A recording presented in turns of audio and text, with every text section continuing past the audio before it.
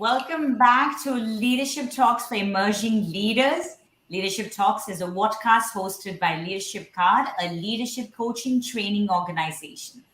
Leadership Card is the brainchild of four individuals: Kirandeep Sandhu, Ashish Datta, Mr. Ram Ramakrishnan, and Devesh Mohan, who share a common vision to support over 1 million emerging leaders across the globe to solve problems for self, others, and the organization. Leadership Card runs leadership programs for individual contributors and corporate clients. Our coaches are a very young team with over 100 years of experience and come from diverse fields. Every week on Leadership Talks, we invite leaders from varied fields and industries to share their stories and share tips and strategies which you can apply to accelerate your personal and professional growth. I'm your friend, Kirandeep Sandhu, a leadership communication coach, and I'm hosting today's episode along with Mr. Ashish Datta and on the topic of technology and people leadership. Over to you, Ashish. Thank you, Kiran. Today, we have the privilege of having with us our guest, Mr. Shanmugam Ramanathan, engineering leader, product and platform engineering, Altimetrik. Altimetrik is a global digital business enablement company delivering bit-sized outcomes as organizations scale digitalization to accelerate revenue growth without disrupting ongoing business operations. Altimetrik has its footprint all across the globe. In his career, spanning more than 25 years, Shanmugam, better known as Shan to all of us, has built large-scale, highly reliable distributed products and platforms besides technical program management, agile and engineer rigor evangelism, ultimately creating high-performance teams. He's totally a people's person and understands the importance of tapping their potential for achieving the unthinkable. Shan is based in Chennai and he has two high school daughters and he loves comedy shows, be it friends or other stand-up comedy. So welcome, Shan. Thank you very much for making time to be with us here today. Thank you again. Yeah, thank you, Ashish. Thank you, Kiran, and thank you for hosting me. Yeah, thank you. Thank you very much. So, Shan, let me start with your interest in comedy. I never knew this side of you. I always thought you're a very serious person, always into technical reading, blogs. You come out as a very serious person to me, always. Okay. When we talk of comedy or any shows, how does it really help you? Does it de-stress you? Or how does it really help on this aspect of be it technology or leadership? Right, Ashish. So, people used to say that, face is an index of mind, but then, maybe in my case, it's not that true and maybe slightly off track. That's what you would say that. And like you, many people have commented that, I'm a very kind of a serious person, maybe reserved. Okay, it's all true. I'm not denying that. But at the same time, there'll be a mental process that's always will be going on. Okay, in which, I'll be just self-criticizing myself in a funny way, or else maybe others. But then, I just really keep my mind cool. Okay. So as you told rightly, it's been very, very helpful. Okay, it's been very, very helpful when I'm in a tough situation, be it personal life or be it in the professional life or whatever. Okay, tense moments and sometimes very much kind of unfavorable moments. Something like I may need to really lay off people. I may need to let go somebody, or else I am really meeting an angry customer. It is because the customer is very unhappy with me, with us. Okay, so in all these situations, it's really helping me to keep my head cool, and I'm able to really control the discussion in such a way that slightly I'm able to deviate, not that to deviate in the sense that I'm deviate for the negative sense, but then I'm able to really keep the other person also really cool, calm, and then come to a conclusion which is very much result oriented basically. So, if you really ask me about one or two instances, I can talk about an instance in which, I need to, kind of lay off a person who's, very much known to me. He's a friend of me. And then, also like, he's not really a performance or anything, any problem. It is just a situation. Okay. Means I took him for a walk. We went to a nearby shop, and we were really like discussing the each and everything, basically each and everything, like why it's happening, such things. And finally, like when we came back to office, I was able to really get the statement from his mouth. Yes, Shan, like okay, so things are not really going well for me. Okay, can you really give me the reference? Okay, so that's how like we really ended up things. Same way, like I have faced angry customers. Okay, when I'm really facing an angry customer, first thing I do is first I kind of sort of accept it. Okay, first of all, like sorry for the inconvenience, I accept it. Okay, but then after that, I slightly really give the okay why we were forced to do that. It is because that could be a problem with the customer too. So for that, when delivering these kind of tough messages, if you don't really mix humor and your coolness, definitely like it's going to really boomerang on you. So that way, I definitely feel that it is helping me. And most of the time, like if there is no humor, then I don't watch the show at all. Basically, okay. Yeah, yeah, yeah, yeah. Political Yeah. satire. I like sitcoms. All these stand-up comedies. So this is how it is. Definitely, it's helping me to answer your question. Yeah, very interesting, Shan. Thank you so much for that.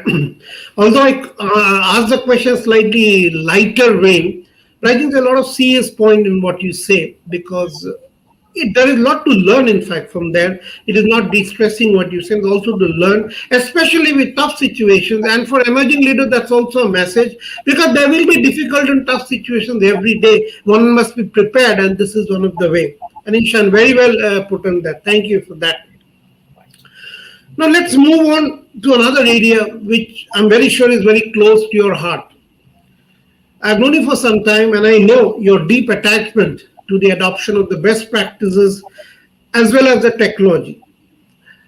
As a leader, how do you provide that kind of technology leadership? As in the fact that how you galvanize the team to adopt those best practices and the technology, be well prepared because technology keeps changing.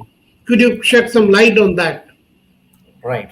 Yeah, absolutely. As you told correctly, I'm very, very passionate about engineering rigor. Okay, engineering rigor, the product delivery, coming up with the great products and, seeing people addicted to the product. Okay, like, no, okay, without that product, I cannot live. Okay, so in fact, like, I haven't really produced such a product, but then, like, that's been my dream. Okay, something like, I know I cannot live without that kind of a product. So that way, for achieving that kind of real great things, actually you require a good set of processes and tools and the rigor, basically. I would say that the industry, the IT services industry, the product engineering industry, that has definitely matured to an extent. Okay, so right now there are great tools. First of all, like great tools available, and the second thing is, there are great processes, basically. Okay, say tools. When I means tool, I'm not really talking about the technology tools. It could be a kind of, say, static code analysis, dynamic code analysis, such things, and then DevOps, DevSecOps. Okay, so now what's happening is, all these things are being institutionalized. Okay, so previously only the great teams were really using that, but right now, this kind of awareness is really like, coming to all the teams, and I'm seeing that, most teams are really good teams. Okay, I'm very particular, good teams. Okay, but they are not really great teams. Okay, but then, like, the great teams are the ones, they really like internalize the culture. Okay, internalize the culture is the high performance in, what to say, that agile engineering culture, inculcating the product mindset. So basically the teams that really internalize these things become the greatest team. Okay, in addition to using all the tools and processes that I mentioned, which almost everybody does. Okay, these teams actually know what they are doing and they are totally aligned. So that way, I would say that I'll answer this in two parts. One is something everybody knows, which is all about what are the tools and processes that you are supposed to use. Okay, it's more of a technical answer. Whereas the second one is a kind of a leadership thing. That's what really makes a team really great. So I would say that it is the agile engineering culture and the product mindset. These two are the things that's very very important for first of all rolling out all these great things, best practices, and then become great. Okay, like by rolling out all the processes and the practices, you don't become great, but you become good. But at the same time, to become great, of course, you need to have that culture. Well said, Chan. I think I took on the point of being addicted to the product and having the right I know. mindset. I think those really stood out for me. If I look back at my own experience of this whole point, I always get a feeling that people are more interested in working in billable projects, and even within billable projects, to adopt the best practices sometimes a challenge. So my question to you, a supplementary question would be: how do you build a mindset in your team as a leader? That kind of an engineering mindset. Right. It is a hard work, Ashish, that bringing that culture, it is definitely an art, not a science. But, to some extent, we can really explain that. But, of course, every leader will have their own way of doing things. And it is very, very difficult to really copy paste, basically. Okay. Hmm. So everybody does it in their own way. But then there are some science part of it, which we can always talk. So I would say that say if I'm entering into an organization or else a team is assigned to me, okay, the first thing that I will check is, is the team is really aligned, okay? Is the team is really aligned? Okay, aligned means, aligned to the maybe the company's vision, organization's, whatever the objectives, or else, maybe in the product context, whether the team is aligned to the product strategies, basically team is aligned to the product strategies, organizational priorities. Okay, first of all, we need to see that.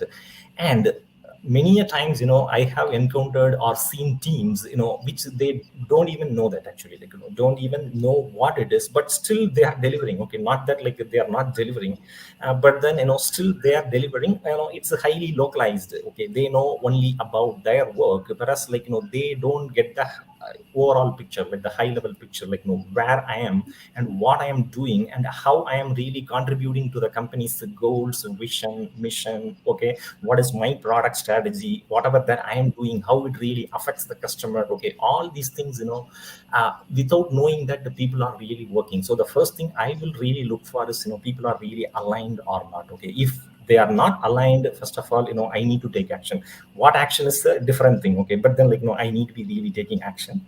The second thing I will see that is, whether the team is really matured enough. Okay, are they really can they really handle the autonomy? Okay, can they really decide things for themselves without violating the organization's vision, mission, product strategy? Okay, can they really decide for themselves? Okay, so is the team is aligned? Is the team is autonomous? Is the team is aligned? Is the team is autonomous? Okay, this is what generally I first decide. And then based on the results, okay, based on whatever the things that we understand, we need to take different actions. Suppose the team is not at all aligned and the team is not at all autonomous, there is only one thing you can do immediately, which is micromanagement, which I don't like. Okay, initially what you need to be really feeding, you need to be really spoon feeding the people, because they are not aligned and they are not autonomous. Okay, you need to do micromanagement until really they become mature, until things really improve. Whereas some teams maybe in a more dangerous situation, they are not aligned, but then they are highly autonomous. Okay, very intelligent people, okay, bright people, everybody has a lot of thought process, opinions, very strong opinions, but then they are absolutely not aligned. So you get a reckless team, basically. That they will never really achieve the intended goal. Okay, in this case, this is very dangerous, actually very dangerous than the first case, I would say that. So ultimately, finally, all that we want is high alignment and high autonomous. high attain. So the autonomous is, definitely like subject to conditions. Okay, autonomous doesn't mean that like you do something whatever that you want within the confines of, within the constraints of the priorities and So things. let me So ask you this question. That means because you say when you are starting with your teams, you want to set that right culture, which is obviously, I love what you actually said about people who are addicted, who are and creating that agile engineering culture, and they know not only their product, they know their processes, and they know exactly how they're aligned and how they can be autonomous, working towards the bigger vision of the organization. But many times when we have new people joining the industry, they really don't know how they can be aligned to to that whole process. So that's obviously teachable. On the other time comes the autonomous part, which is again, that's also an individual thing. Are they mature enough? But is there, now I'm going to backtrack you to something what she often talks about in our leadership classes, is that the pre-hiring process, is that where you really go through that vetting process to see whether these are the people who will be the right fit, or is it in once they're in, then you retrain them to work within the culture? right. A very relevant question. Means if you are really targeting the hiring process, if you have control over the hiring process, that's the best thing, basically. Okay, so you are able to really impose, or maybe like you understand the company very well, whereas the other person is not. So Yeah, definitely like you can really filter the right mindset, right cultured people. You exactly. can do that.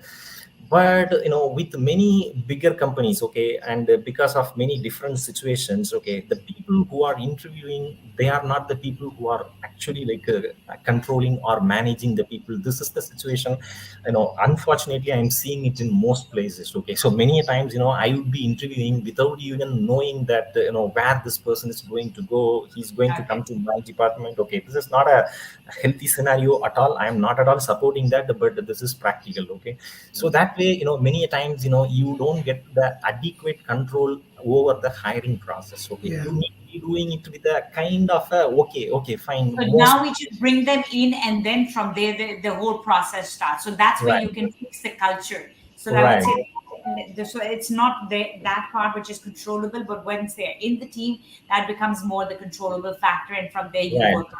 Okay. right. I'm not Okay. thinking of the hiring process, at least for this talk, but then if given an opportunity, Yeah, definitely I would that's really. another conversation. Yeah, absolutely. So I'm going to bring you, Shan, into the next part of it, because I did, you know, what Ashish had introduced you by saying that, Shan is totally a people person, and he understands the importance of tapping their potential for achieving the unthinkable. And I'm very intrigued by this word unthinkable. So could you expand a little bit more about it so that our audience also can think about what is that unthinkable and the potentials that you unleash? Right. So unthinkable, you can relate it to that, addicted to the product. Something like, you are Okay, delivering, yeah. high performance, great performance every now and then. It's not that, 100% you are able to really deliver the performance, but then, you think about even in sports, or, think about the great sports teams. Okay. Like, how many times, you can really, come up with great performance. Okay. If you are a bowler in cricket, how many wicket taking deliveries that you can bowl, how often you can really bowl. Okay, so this is what I mean, the greatness, how often you can really deliver. That's what, like, I mean by unthinkable. Okay, so it's very much relevant in the context of, say, the product mindset and the product industry. It is because it is something like you are filming Titanic. Okay, when you are filming a high budget film, you don't know like whether audience will like it or not. You may have all the right content. Okay, but still the film could really fail. It is because of timing or any other X factor which we don't know, and even after that, like, we cannot really find it out. So the product engineering, most of the time, the product management, the product engineering, it is in the same state. Okay, like, many good products have failed. Okay, we don't know why. Okay, and some products, not mediocre, I would say that, but then okay products have really succeeded like anything. It could be because of the timing. Okay, maybe right time to the market. Okay, or some X factors, some luck, or whatever you want to call it. So I would say that, yeah, how many times you can really come out with such things, that's what I'm calling it as unthinkable. Great Okay. performance. Yeah. Yeah, it's very interesting. But in fact, that brings me to this next question that I have, that when you've been using the word product mindset, but what I'm actually seeing is that you're also you're encouraging risk-taking behavior in the, because obviously to be innovative, you have to have that kind of a mindset within the team. So as a leader, how do you create the positive environment which facilitates building that kind of risk-taking resilient culture in the organization? Yeah. So definitely, like it is a tough thing. Okay, so this kind of a risk-taking culture. So for that, like we need to create the failure-friendly environment. Okay, that's what I would say. Mm. That okay, no big bang approach. Okay, there is no big bang approach. It's all really like iterative and incremental. Okay, and I am ready to fail. I am not really afraid. We are not really afraid of failure. All that we are going to do is, we want to fail fast, learn fast, and improve fast. That's it. Okay, failure is a must. Okay, if at all you are not really failing, then probably you are not really doing anything. Okay, if you Hmm. are totally in control of the situation, then you are not really moving fast. Okay, so that way, chaos is part and parcel of life, whatever you do that. Okay, so chaos, don't try to avoid the chaos. Okay, don't try to avoid risk. Whereas, like, try to learn to live with that risk and how to really like contain it. Okay, so to me, failure avoidance is important. Okay, but then, like, more than the failure avoidance, okay, like how to recover from failure. Okay, that is very, very important. How to Hmm. recover from failure is more important than avoiding the failure. Okay, so that way, I would say that this kind of talks and this kind of I have seen some great companies even celebrate the failures. Okay, like they celebrate the failure. It is because it has given a great learning to the team. Okay, so they got a Hmm. board. Okay, in that board they go and write things. Okay, so this time, like, no, we did that, we thought that this is how it will really turn out, but it did not. So now that I understand that this is not going to work, this is how we need to do that. So finally we learned something, and it is for other people to really like not to make this mistake. It is because we have already tried it and we have failed it. Okay, and it has given me great learning. So this kind of a failure friendly culture, okay, that culture we need to somehow really bring it and nurture, basically. So that's what will. Okay, then people are maybe afraid of failures. Okay, like, they think about learnings. Mm. Very interesting, very interesting, because that is the first part. It's human nature. Our mindset, in fact, stops us from taking any risk, because that's putting yourself out there. So if the organization can celebrate the failures and basically create those experiences that yes, it's okay to fail, but we've learned this and don't do it again. And that way you are creating those resilient teams who can keep bouncing back to keep performing and become high performing teams rather than mediocre teams. Over to you, Yeah. Ashish. Would you like to So add one, something? one important thing to add to this point is, this point is, very, very important, which is embracing failure. Okay. Embracing This failure. is a leadership principle which has really gone into the technology architecture also. So say right now Mm. we have got the microservices architecture. Okay, the microservices architecture is not trying to really avoid failure, because something can go wrong. Like, your laptop may go off, your internet connection may go off, the entire region may go off because of a tornado, or maybe there are so many things which is not under your control. Okay, so definitely things are going to go wrong, but so that the essence of greatness is how really, like, you come out from that failure. Okay, so now a leadership principle, you can truly see it in the technical architecture, basically. Mm. Okay, so this is a great alignment, basically. Okay, this alignment, many times you cannot really like see this kind of an alignment. Right now, the modern architectures, microservices architecture or SaaS architecture, you can really see this principle, basically. And in How to fact, that embrace just it. reminds me that all the time, for example, my iPhone is coming up with bug fixes. It's constantly upgrading just because there is something they've realized that could be fixed. And hence the culture has become okay, we just need to put that update and we get the bug fixed in our system. So that's probably the architectural failure, which is now being embraced and constantly upgraded so that we can create better services for our consumers. Right, absolutely. I agree. Yeah. Yeah, yeah. In fact, The whole point is about you're good, but you need to be great. I think Yes. that's the key point. And I That's the really like difference how you put between factor. the good and the great. He said all Eh, teams are good. I really like that what you said, Shan, because all teams are good because they know the things. But what Right. differentiates is the great teams and how you Right. can create them. Yeah, yeah, and a failure encouraging kind of environment. I think these are the key points which came to me. So, Shan, Right. I want to trace back to when you started off 25 years back. Over a period of time, you face many challenges. So, in terms of leadership challenges per se, from what you used to face earlier and what it is now, do you see any distinct difference, or is it still the same? The Uh, leadership challenges.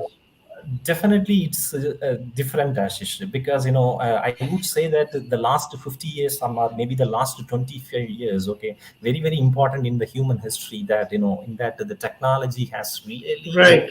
True. done True. a lot of disruptions, basically. Okay, so now that the millennials, okay, they have everything on hand, but doesn't mean that they are great. They got so many problems. So that time, people were really good. They were loyal. They got the Japanese kind of mentality. Okay, so they were able to really associate themselves with the company. Okay, more.